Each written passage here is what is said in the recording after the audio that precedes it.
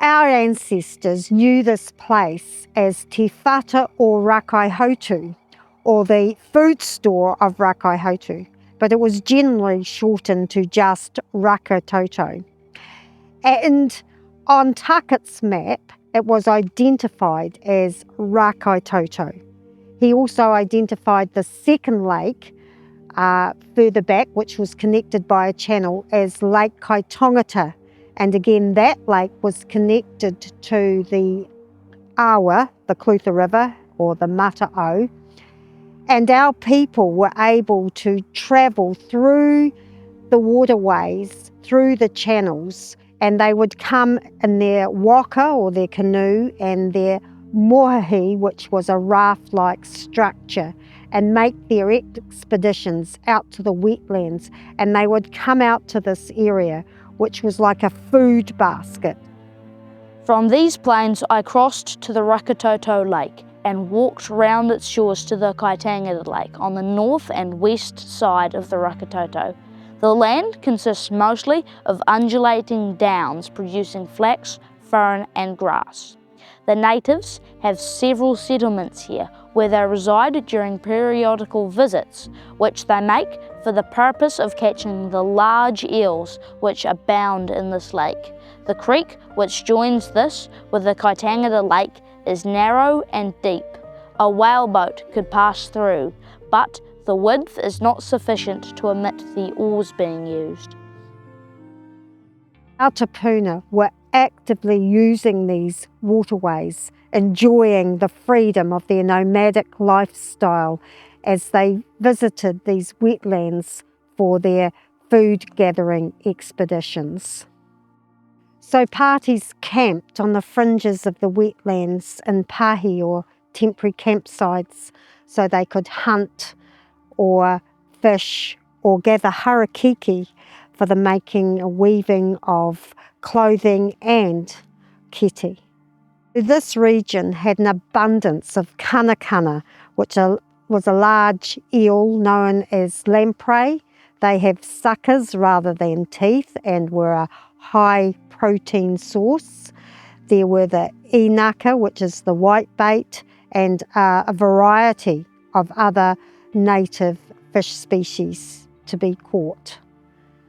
The waterfowl were also greatly sought after, particularly the pūtangitangi, which is known as the paradise duck, and these were caught as juveniles, flappers, who were flightless and could be driven into nets and captured. So local iwi used these waterways and wetlands for their food gathering right up until the Great Flood of 1878, which changed the course of the rivers and the waterways. F.S. Fillan, one of the earliest farming settlers on Inchclutha, kept a detailed and extensive diary from 1852 and made extensive entries detailing his interactions with the local Māori, led by Chief Lucky Tapu, as they moved up and down the river in convoy on their various hunting expeditions. 1850, 11th of April, while at breakfast a whole host of Māori arrived in 5 canoes and 1 large boat. They looked in for an hour or two, as usual, in the hope of getting their little presents from us, of pipes, nails, tobacco, etc.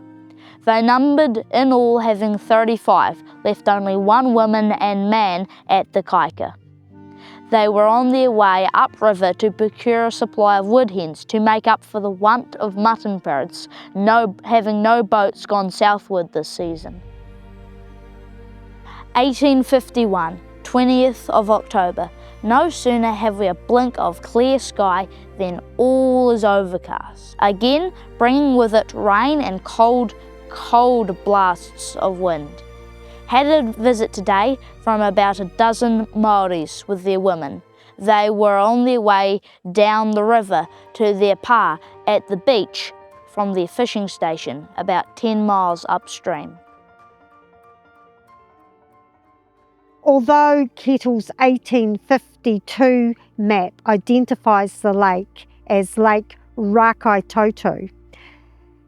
By the 1880s, a new name had been used, and that was because one of the surveyors who was standing on the Benha Hills was breathtaken by the sunset colours of the lake, the deep red pool.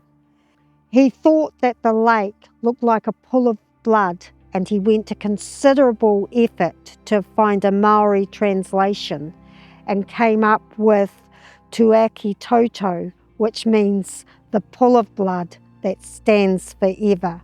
A New Zealand survey map dated July 1883 records the lake as Lake Tuakitoto.